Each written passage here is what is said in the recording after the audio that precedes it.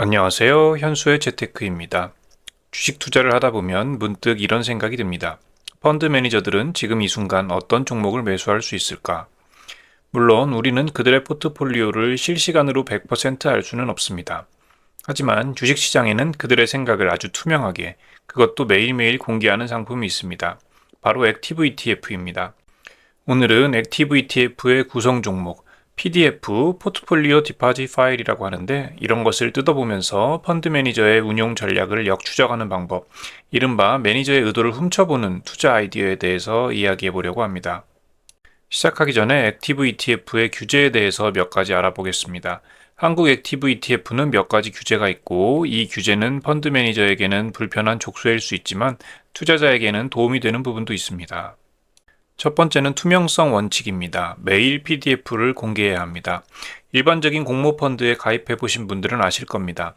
내가 가입한 펀드가 도대체 무엇을 들고 있는지 알기 위해서는 분기별 운용 보고서를 기다려야 하고 그마저도 한 달 이상 지난 과거의 데이터인 경우가 많습니다.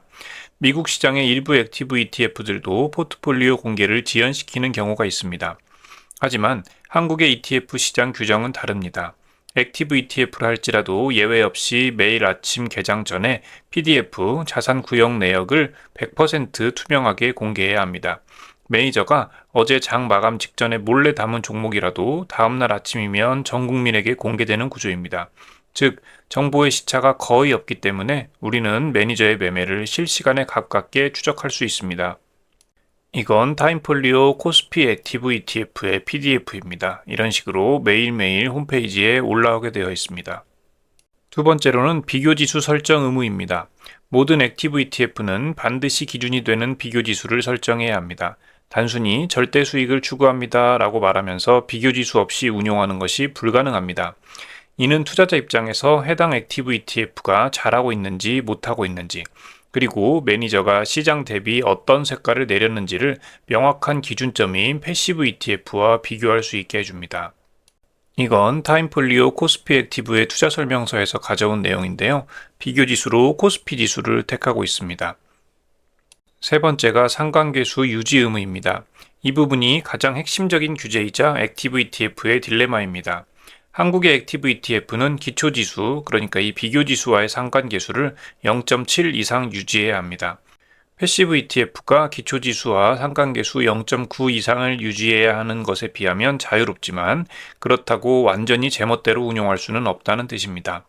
이 0.7이라는 숫자가 우리에게 시사하는 바는 명확합니다.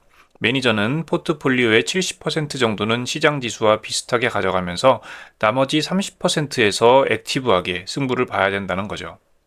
그래서 우리가 액티브 ETF의 PDF를 그냥 보면 안 됩니다. 많은 투자자분들이 ETF가 어떤 종목을 담고 있는지 확인하기 위해서 자산 구성 내역 PDF를 조회합니다.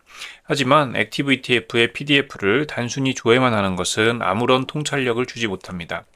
예를 들어 타임폴리오 코스피 액티브 ETF의 PDF를 열어보면 무엇이 가장 많이 들어있을까요? 삼성전자와 SK하이닉스입니다. 비중도 압도적으로 높습니다. 이걸 보고 이 매니저는 삼성전자를 좋게 보는구나 라고 생각하면 오산입니다. 왜냐하면 한국 주식시장에서 삼성전자가 차지하는 비중이 워낙 크기 때문에 지수와 상관계수 0.7을 유지해야 하는 ETF 입장에서는 삼성전자를 담지 않으면 지수와의 괴리율이 너무 커지기 때문입니다. 즉, 좋아서 담은 게 아니라 어쩔 수 없이 담아둔 기본 물량일 가능성도 큽니다. 그래서 우리는 비교의 기준이 필요합니다. 펀드 매니저의 진짜 속마음을 알기 위해서는 해당 액티브 ETF가 추종하는 기초지수 혹은 그 지수를 정직하게 추종하는 패시브 ETF와 비교해야 합니다. 핵심은 액티브 비중에서 패시브 비중을 뺀 값, 즉 비중 차이입니다. 이 차이를 계산하면 다음과 같은 세 가지 신호를 포착할 수 있을 겁니다. 첫 번째로는 비중 확대입니다. 패시브 ETF에는 삼성전자가 20% 들어있는데 액티브 ETF에는 25%가 들어있다고 가정해 봅시다. 여기서 중요한 건 25%라는 숫자가 아니라 시장 평균인 20보다 5%를 더 담았다는 얘기입니다. 이건 매니저가 지수 상승률보다 초과 수익을 내기 위해서 승부수를 띄운 거죠. 즉, 이 매니저는 삼성전자가 앞으로 좋을 거라는 확신을 담고 비중을 늘렸다는 겁니다. 두 번째로는 비중 축소입니다. 반대로 시장 지수에는 5%가 포함된 종목인데 액티브 ETF에는 1%만 있거나 아예 없는 경우입니다. 이건 매니저가 해당 종목의 주가 흐름을 부정적으로 보거나 상승 여력이 제한적이라고 판단해서 의도적으로 배제한 거죠. 또 고유 종목이라는 것도 볼 수 있겠습니다. 지수에는 아예 포함되지 않았는데 액티브 ETF만 편입된 중소형주가 있다면 이건 매니저가 직접 발로 뛰어서 발굴한 히든 카드일 확률이 높습니다. PDF를 분석할 때 한 시점의 PDF만 비교하는 것도 의미가 있겠지만 더 강력한 방법은 이 비중 차이의 변화를 시계열로 추적하는 겁니다. 어제까지는 시장 비중과 똑같이 들고 있던 종목을 오늘 갑자기 비중을 1% 늘렸다면 이건 단순한 리밸런싱이 아니라 특정 호재나 모멘텀을 포착했다는 신호일 수도 있습니다. 반대로 꾸준히 비중을 늘려오던 종목을 갑자기 시장 비중 수준으로 줄였다면 차익 실현이나 손절매의 신호로 해석할 수도 있겠죠. 액티브 ETF는 펀드 매니저가 시장을 이기기 위해서 치열하게 고민한 결과물입니다. 그 결과물을 매일 아침 업데이트되는 PDF를 통해서 확인할 수 있다는 것은 개인 투자자에게 큰 무기가 될 수 있습니다. 단순히 액티브 ETF에서 비중 높게 담고 있는 종목을 매수하는 식으로 투자는 추천하지 않습니다. 사실 그렇게 투자할 거면 그냥 수수료 내고 그 액티브 ETF를 사는 게 낫겠죠. 그런데 펀드 매니저가 어떤 종목을 매수했는지 보고 그 종목을 관심 종목에 넣어서 분석한다면 개별 종목 투자의 승률을 올릴 수 있지 않을까 그런 생각을 합니다. 또 이러한 분석을 매일 수작업으로 엑셀에서 하기는 상당히 번거롭습니다. 파이썬을 이용해서 관심 있는 액티브 ETF와 패시브 ETF의 비중 차이를 계산하면 한눈에 보기 편하겠죠.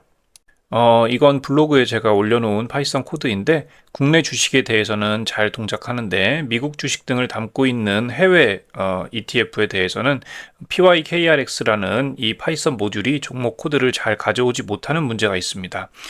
코드를 봤을 때는 ISIN의 일부만 가져오는 것 같아서 이럴 경우에는 엑셀에서 직접 비교하거나 AI의 도움을 받아서 하는 게 좋겠습니다. 능력자분이 있다면 또 이 PYKRX 모듈을 업데이트하는 데 도움을 주셔도 좋겠죠. 이런 식으로 각 내가 원하는 종목의 PDF를 엑셀로 다운받아 가지고 AI를 통해서 질문을 하는 것도 좋습니다.